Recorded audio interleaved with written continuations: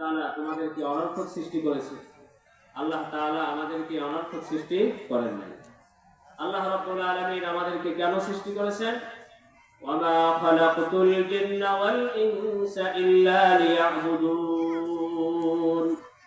আল্লাহ রাব্বুল আলামিন নিজেই ঘোষণা দিতেছেন, আমি মানব জাতি এবং জিন জাতিকে কেবলমাত্র সৃষ্টি করেছি, আমার উদ্দেশ্য হলো লিয়াবুদুন, আমার বান্দা বান্দীরা আমার ইবাদত করবে, আমার বান্দা বান্দীরা আমার গোলামি করবে, আমার বান্দা বান্দীরা আমার কুদরতি কদমে সিজদা দেবে, আমার বান্দা বান্দীরা আমাকে রাজি খুশি করার চেষ্টা করবে, মেহনত করবে।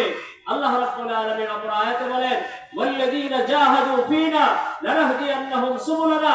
আমার যে সমস্ত বান্দা বান্দীরা আমি আল্লাহ রাব্বুল আলামিনকে রাজি খুশি করার জন্য, আমি আল্লাহ রাব্বুল আলামিনের গোলামি করার জন্য, আমি আল্লাহ রাব্বুল আলামিনকে সন্তুষ্ট করার জন্য, আমি আল্লাহ রাব্বুল আলামিনকে পাওয়ার জন্য, আমি আল্লাহ রাব্বুল আলামিনের দ্বীনকে কায়েম করার জন্য, আমি আল্লাহ রাব্বুল আলামিনের আদেশকে পালন করার জন্য, আমি আল্লাহ রাব্বুল আলামিনের নিষেধকে, সমস্ত নিষিদ্ধ কাজ, হারাম কাজকে বর্জন করার জন্য যারা মেহনত করবে, যারা গোলামি করবে, আমি আল্লাহ তাআলা আমার কুদরত দিয়ে তাদেরকে জান্নাতের পথে পরিচালিত করে আমি আল্লাহ তাআলা তাদেরকে জান্নাত দান করব। সুবহানাল্লাহ।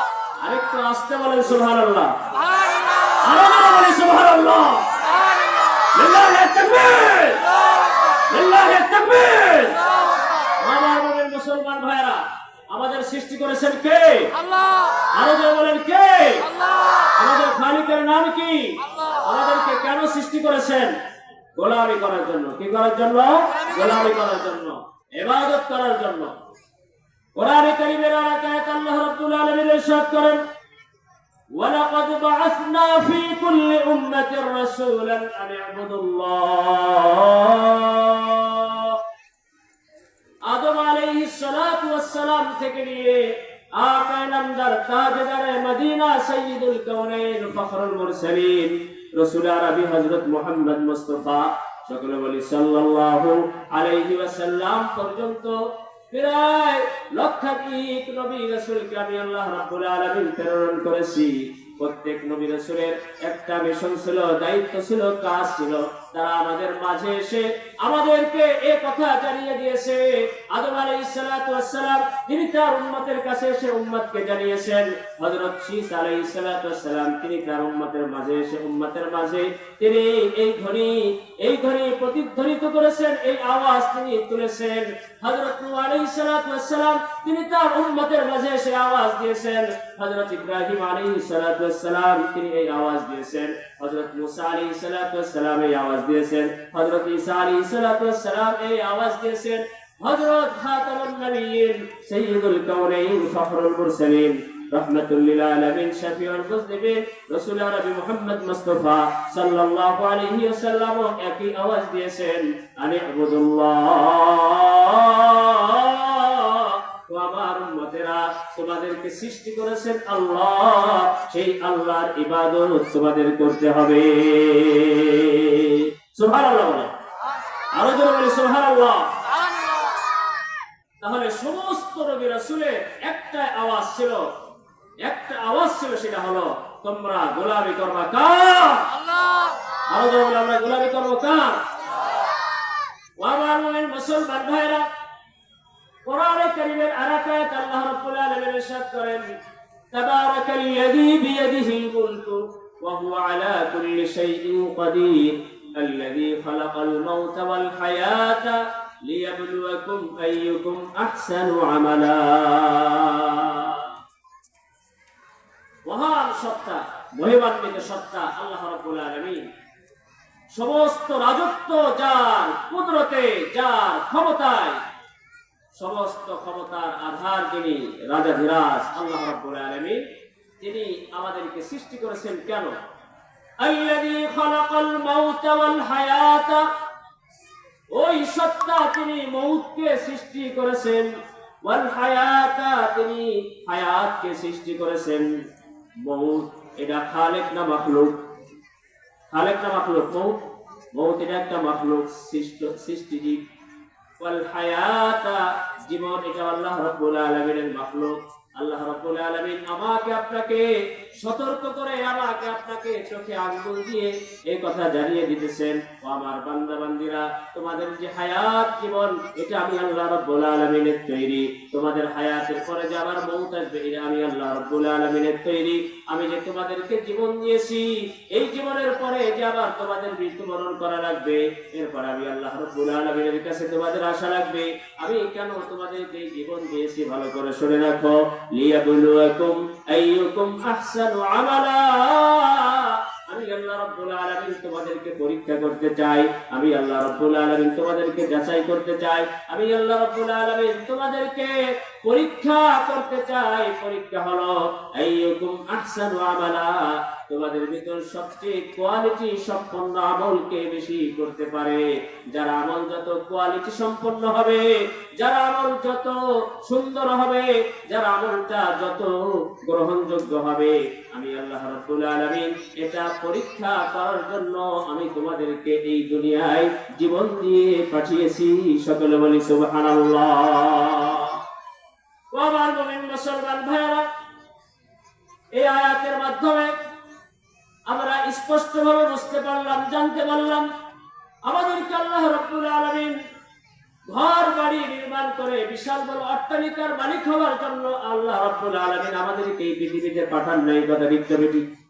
ও আমার মুমিন মুসলমান ভাইরা, আল্লাহ রাব্বুল আলামিন আমাদেরকে দুনিয়ার কোনো প্রতিযোগিতা করার জন্য এই জীবন আমাকে আপনাকে আল্লাহ রাব্বুল আলামিন দান করেন নাই। ও আমার মুমিন মুসলমান ভাইরা, আল্লাহ রাব্বুল আলামিন দুনিয়ায় বিশাল বড় পদ পদবীর মালিক হয়ে চেয়ারের মালিক হওয়ার জন্য আল্লাহ রাব্বুল আলামিন আমাদেরকে এই জীবন দান করেন নাই।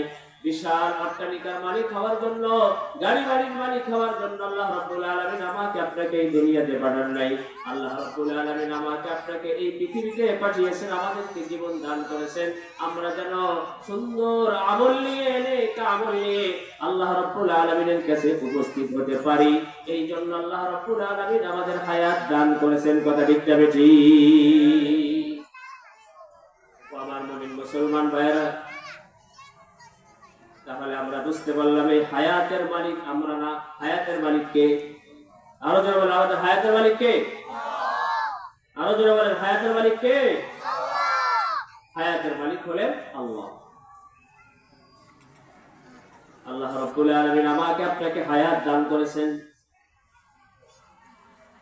হায়াতের মালিক যেহেতু আল্লাহ রাব্বুল আলামিন, তিরমিজি শরীফের হাদিসের ভিতরে আসছে কিয়ামতের ময়দানে প্রত্যেক আদম সন্তানকে 5টা প্রশ্ন করা হবে। কয়টা প্রশ্ন? 5টা প্রশ্ন করা হবে। সেই 5টা প্রশ্নের প্রথম প্রশ্ন হবে ওয়ান উমরিহি ফিমা আফনা। ও আমার বান্দা বান্দিরা, আমি তোমাদেরকে কাউকে 20 বছরের হায়াত দান করেছিলাম, কাউকে 30 বছরের হায়াত দান করেছিলাম, কাউকে 40 বছরের হায়াত দান করেছিলাম, কাউকে 50 বছরের হায়াত দান করেছিলাম, কাউকে 60 বছরের হায়াত দান করেছিলাম, কাউকে 70 বছরের হায়াত দান করেছিলাম, কাউকে 80 বছরের হায়াত দান করেছিলাম। আমি আল্লাহ রাব্বুল আলামিন যাকে যতদিনের হায়াত দান করেছি, এই হায়াতের মালিক তুমি ছিলে না, তোমার রাতের মালিক তুমি ছিলে না, তোমার জীবনের দিনের মালিক তুমি ছিলে না, তোমার সুস্থতার সময়কালীন এই সময়ের মালিক তুমি ছিলে না, তোমার অসুস্থতার সময়ের কালীন মালিক তুমি ছিলে না, তোমার জীবনের যত হালাত ছিল সমস্ত হালাত, শৈশবের মালিক তুমি ছিলে না, কৈশোরের মালিক তুমি ছিলে না, যৌবনের মালিক তুমি ছিলে না, বার্ধক্যের মালিক তুমি ছিলে না। তোমার একেবারে মায়ের গর্ভে আসার আগ থেকে নিয়ে তোমাকে সৃষ্টির যত উপকরণ আছে সব কিছু আমি আল্লাহ রাব্বুল আলামিন ইন্তজাম করে মায়ের পেটে 10 মাস 10 দিন গর্ভে রেখে এরপরে দুনিয়ার পেটে আমি তোমাদেরকে যখন পাঠিয়েছি, এই যে দুনিয়ার জীবনটা, এই জীবনটা তোমার নেতার দান ছিল না, এই জীবনটা তোমার দলের দান ছিল না, এই জীবনটা তোমার মার দান ছিল না, এই জীবনটা তোমার পিতার দান ছিল না, এই জীবনটা তোমার শিক্ষকের দান ছিল না, দুনিয়ার কারোর দান ছিল না। আমি আল্লাহ রাব্বুল আলামিন তোমাকে এই একটা জীবন দান করেছিলাম। সেই জীবনটা কারো 20 বছর, কারো 30 বছর, কারো 35 বছর, কারো 40 বছর, কারো 50 বছর, কারো 60 বছর, কারো 70 বছর। এই যে বিশাল এক হায়াত, এই হায়াতের প্রতিটা সেকেন্ড, প্রতিটা মুহূর্তের হিসাব এখন তোমাকে দিতে হবে। তুমি তোমার জীবনকে কোন কাজে ব্যয় করেছিলে, এখন আমার সামনে হিসাব দাও।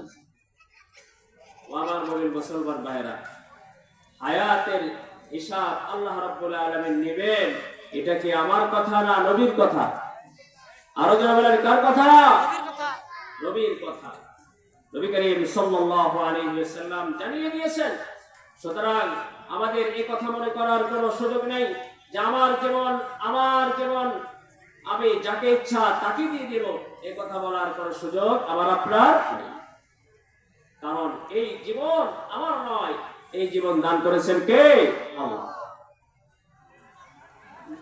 আপনারা কি আমার কথা বুঝতে পারতেছেন ভাই? আমার কথা কি বোঝেন? একটু মনোযোগ দিয়ে শুনবেন।